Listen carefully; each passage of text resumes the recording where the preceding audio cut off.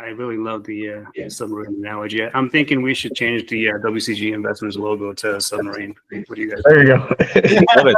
Yeah, love it. Let's do it.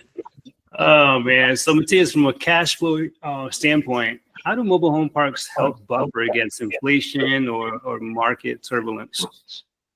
Yeah, back to my point earlier I made, I mean, they're really sticky rents. They don't really go down necessarily. So the cash was really protected from that end. You have low turnover. Like turnover really suffocates any deal.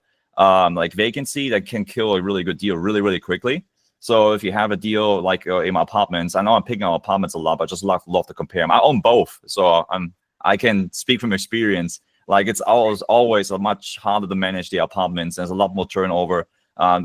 People move into apartments with the knowledge they're going to move one day because they're not going to live there forever. Of course, there's exceptions to the rule, but people don't want to live in an apartment for 20, 30 years. But if somebody buys a mobile home, they're going to stay there for a long time. So low turnover, the operating costs are really low. And then even if we have to increase like lot rents, the bumps are like $25, $50 at a time. You know, it's very, very affordable and really easy to swallow, really.